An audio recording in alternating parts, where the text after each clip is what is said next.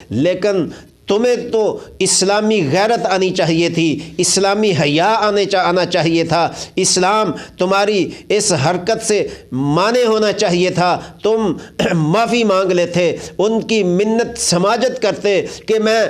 دنیا کی ہر جگہ پر جا کے یہ بے حیائی کر سکتا ہوں، لیکن وہ عرب کی سرزمین جس سرزمین پر امام الانبیاء کی آمد ہے اور 1,00,000 نبیوں کی آمد گاہ ہے، میں اس سرزمین پر جا کہ یہ بے حیائی نہیں کر سکتا۔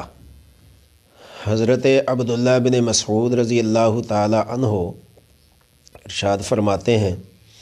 حضرت صلی اللہ علیہ وسلم نے ارشاد فرمایا کہ میری امت میں 4 فتنے پیدا ہوں گے، اور ان 4 فتنوں کا یکے بعد دیگرے مردان بندگان خدا اٹھیں گے اور ان فتنوں کو باری باری ختم کرتے چلے جائیں گے۔ لیکن ایک فتنہ ایسا آئے گا جو 5ویں نمبر پر ہوگا، وہ ایک عالمگیر فتنہ ہوگا۔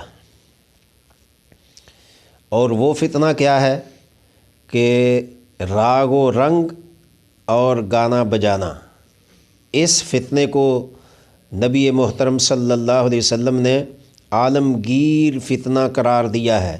یعنی پوری روح زمین کا یہ فتنہ ہے، عالم اسلام کا یہ فتنہ ہے۔ تو جو پہلے 4 فتنے ہیں سر دست میں ان کا ذکر مؤخر کرتا ہوں۔ اس فتنے پر میں مختصر بات کرتا ہوں اور عالم اسلام کی غیرت اور حمیت اور ایمانی جذبات کو اور ایمان کی شمع کو اور آج کے نوجوان کے دل کی حرارت کو میں ہلانا چاہتا ہوں کہ آیا کہ ہم اس حدیث کے مصداق تو نہیں بن رہے، یا ان لوگوں میں شامل ہو رہے ہیں جو لوگ اس فتنے میں شامل ہیں۔ تو اس وساطت سے میرا آج ان فنکاروں کو بھی پیغام ہے جو ہیں تو مسلمان لیکن ہدایت کار ہیں اور اداکار ہیں، فنکار ہیں، فلمی سٹار ہیں، جتنے بھی اس شعبے سے وابستہ لوگ ہیں، حضرات ہیں یا خواتین، سب کے لیے میرا یہ ایک دردمندانہ پیغام ہے کہ یہ حدیث سب کے لیے ہے کہ رانگ و رنگ اور گانا بجانا اس امت کا عالمگیر فتنہ ہے، اور جو اس فتنے کو سنتے ہیں وہ بھی اس فتنے میں شامل ہیں، اور جو اس فتنے کے موجد ہیں، بنانے والے ہیں، تیار کرنے والے ہیں، وہ اس میں زیادہ شامل ہیں کہ ان کی وجہ سے مسلمانوں کا ایمان جو ہے وہ کمزور ہو رہا ہے۔ تو میں ان تمام لوگوں سے جن کا میں نے ذکر کیا ہے، ان کو میں پیغام دیتا ہوں، اول تو آپ اس فتنے میں شامل نہ ہوں۔ ہمارے ایمان کا تقاضا ہے، ہماری شریعت کا تقاضا ہے، ہمارے اسلام کا تقاضا ہے، امام الانبیاء صلی اللہ علیہ وسلم کی آمد کا تقاضا ہے کہ ہم اس فتنے سے باز آ جائیں، کہ یکسر اس کو ختم کر دیں، اور یہ نہ سمجھیں کہ اگر ہم نے اس شعبے کو ختم کر دیا تو ہمیں رزق کہاں سے ملے گا، کمائی کہاں سے ملے گی۔ جتنی بڑی قربانی دین اسلام کی خاطر آپ دیں گے، انشاءاللہ رب ذوالجلال اتنی آپ کو عزت سے نوازے گا۔ اور آپ مجھے بتائیں، جو فنکار اور فلمی سٹار اس شعبے کو چھوڑ کر اسلام کی طرف آیا ہے، اللہ نے کسی کو ذلیل نہیں کیا بلکہ اس سے دگنی تگنی عزت عطا کی ہے۔ جنید جمشید کی مثال ہمارے سامنے ہے، اور میں کس کا آپ کو بتاؤں، عابد بٹ کی مثال ہمارے سامنے ہے کہ جنہوں نے اسلام کی خاطر اس ناجائز شعبے کو چھوڑا اللہ رب ذوالجلال نے ان کو عزت کی بلندیوں پر پہنچا دیا۔ تو میرا ان مسلمان فنکاروں کو یہ ایک نہایت ہی اہم پیغام ہے کہ آپ اس سے باز آ جائیں، اور بطور خاص اگر آپ باز نہیں آتے تو کم از کم مدینے کی سرزمین اور مکے کی سرزمین پر جا کر یہ کام کرنے سے گریز کریں۔ سلمان خان بطور خاص، جس نے ہزاروں نہیں، لاکھوں نہیں، کروڑوں نہیں، اربوں مسلمانوں کے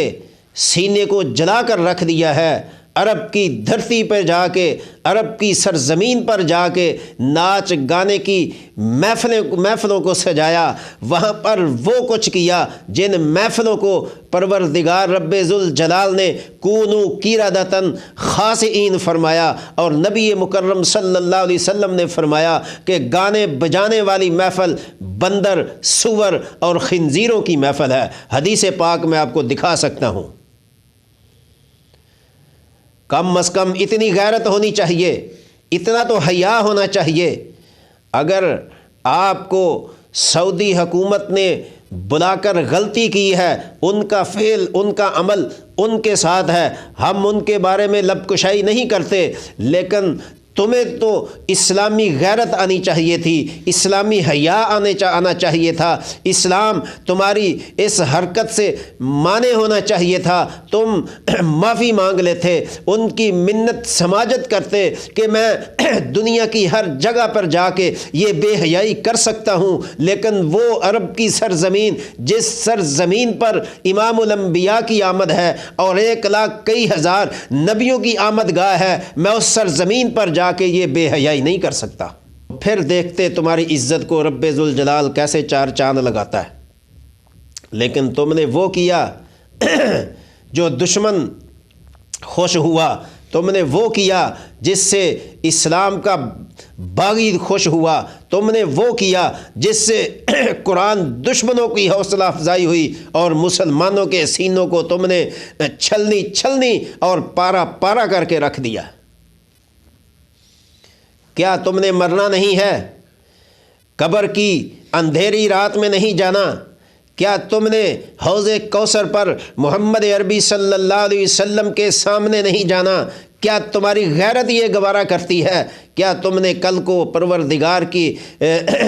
دربار میں نہیں حاضر ہونا؟ سب کچھ تم بھول گئے ہو اس ناچ گانے کے لیے، راگ و رنگ کے لیے، اور اس سور اور خنزیر والی محفل کو تم نے عرب کی سرزمین پر ترجیح دے دی ہے۔ اور اگر اب بھی آپ باز نہ آئے تو پھر اپنی تباہی اور بربادی کا یقین کر لینا۔ ہم کسی کے لیے بد دعا نہیں کرتے، لیکن یہ عرب کی وہ سرزمین ہے جس کے لیے ابرہہ یمن سے چلا تھا، اور اس کا حشر آپ سورۃ الفیل پڑھ کر دیکھ لیں۔ اس کی بربادی کے لیے قریش مکہ نے کیا کیا ہیلے، بہانے اور وسیلے بروئے کار نہیں لائے، لیکن وہ تو تباہ برباد ہو گئے۔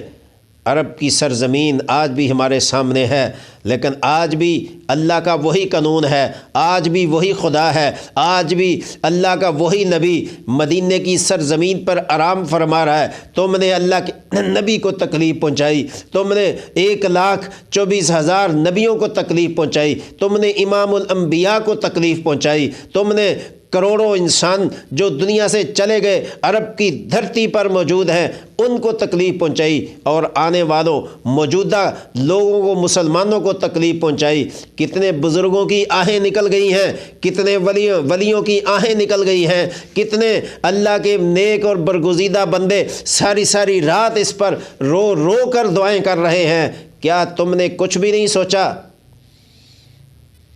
اس دولت کے لیے تم نے اپنا ضمیر تک قربان کر دیا۔